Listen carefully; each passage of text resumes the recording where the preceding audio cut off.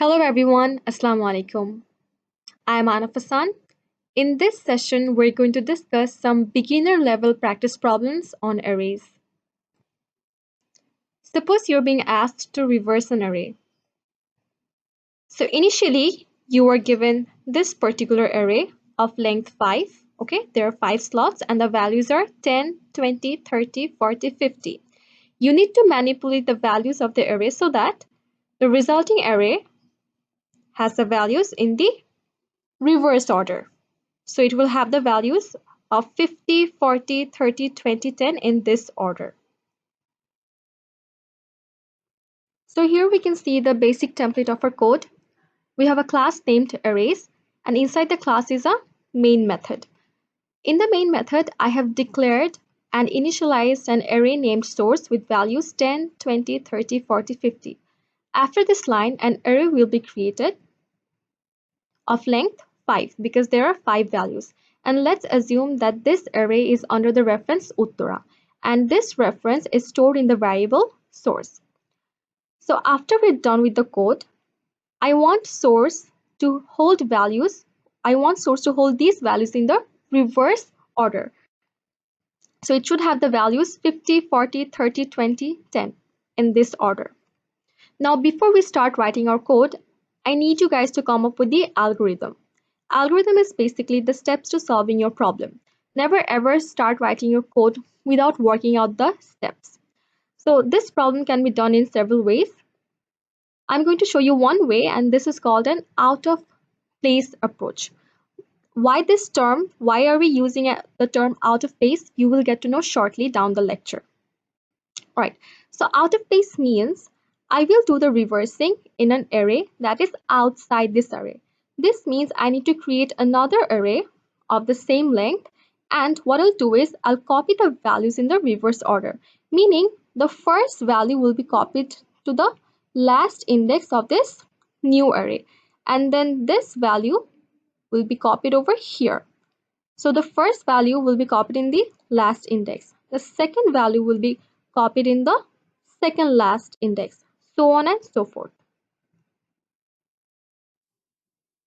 After coming up with the steps, we'll start with writing the method. The method's name is reverse and it takes an array as a parameter. This means whenever the method reverse is called, I must send in the array that it should reverse the values of. Also notice the return type of the method. Int third brackets. This shows that an integer array must be returned at the end of the method. Now, why did we give an array as a return type? This is because as we have decided that we're going to reverse the array by creating a new array and then copying the values of in the reverse order.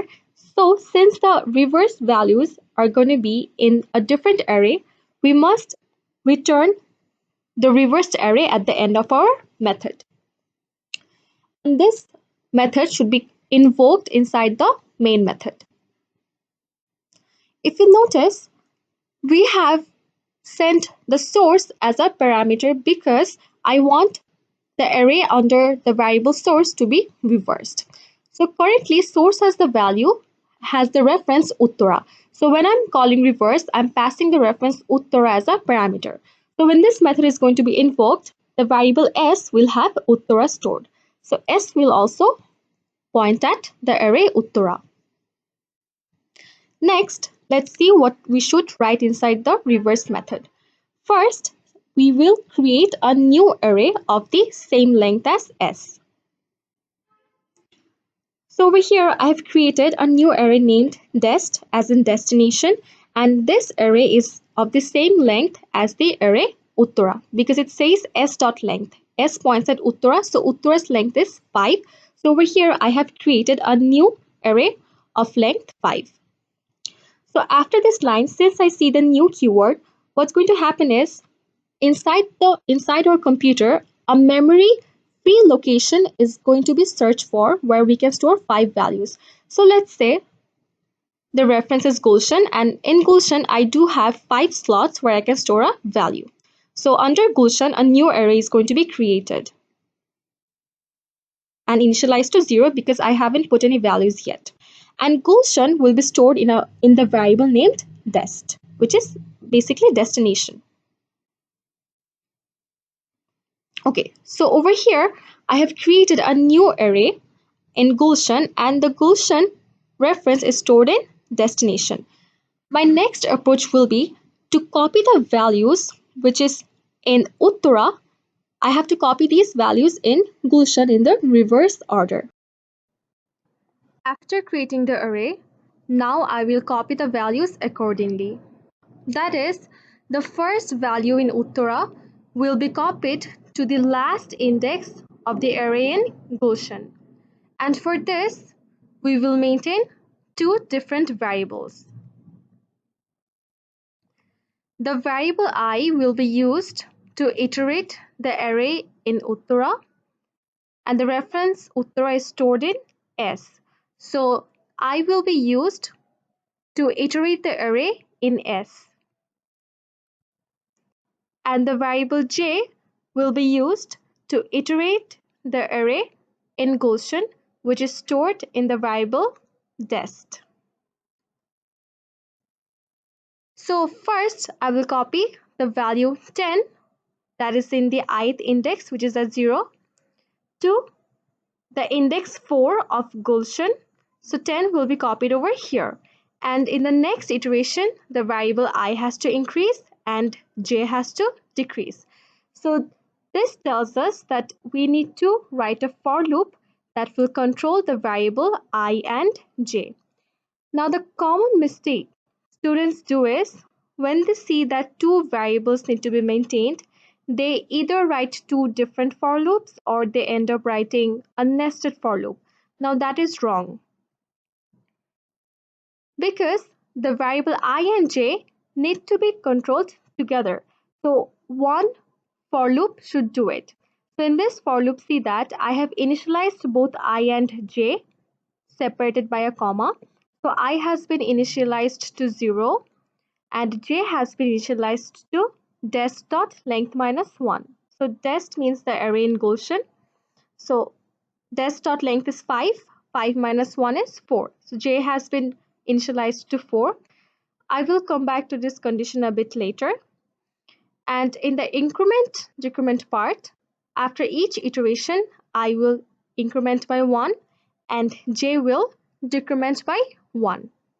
Okay, now let's come to the line that should be inside my for loop. So the value from the ith index in the array Uttara should be copied to the index in J under the array in Gaussian. Hence, this line should do it. Over here, we can see that dest of J is equals to S of I. This means dest of 4 is equals to S of 0. So in the first iteration, dest of j, which is 4, so inside dest of 4, s of I will be copied. S of I is s of 0, which is 10. So 10 will be copied over here.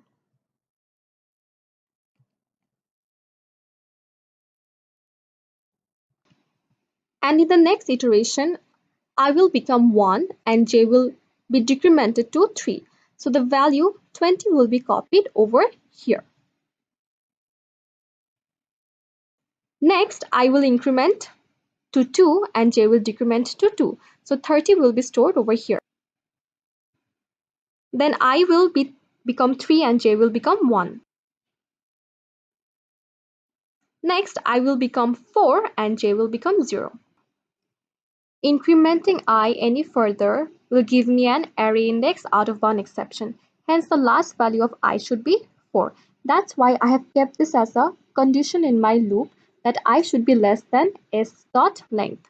S dot length value is 5. So if I is less than 5, then the last value that I will reach is 4, and when it reaches 5, the loop will terminate. So after this loop ends, I will have the values from Uttara copied in Gulshan in the reverse order. Now after I have copied, I must return the destination array because in destination I have the value Gulshan stored, and Gulshan points towards the array with the values in the reverse order. Mind that when the reverse array when the reverse array is done executing, all the local variables inside the method will get destroyed. So if I do not return the destination array, then what will happen is after the method is done executing, I will no longer have access to dest because it will get destroyed, and also it's a local variable in the method reverse.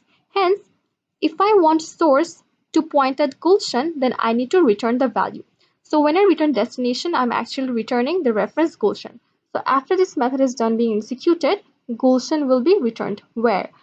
Gulshan will be returned where the reverse method was called. Reverse was called over here. So over here, I will have the reference Gulshan returned. Now see, when I called the method, I stored it inside the variable source. So when Gulshan is returned, Gulshan is actually stored in the variable source. As a result, after this method is done being executed, source will no longer point to Uttara, to point toward the array Gulshan because Gulshan has been stored in source. So now if I access the array source, this is not the array that will be printed. This is the array. And since this method has ended, I no longer have the variable s or destination. So this will be destroyed.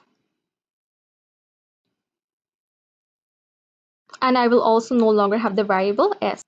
And since this array's reference is no longer stored in any variable, I will no longer have any access to this array. Alright, so in the end, I see that source now points to an array where the values are in the reverse order. So if you print source, you will get the values 50, 40, 30, 20, 10. Since now source refers to a different array than before, this approach is called an out-of-base approach because I have done the change in an array outside my initial array.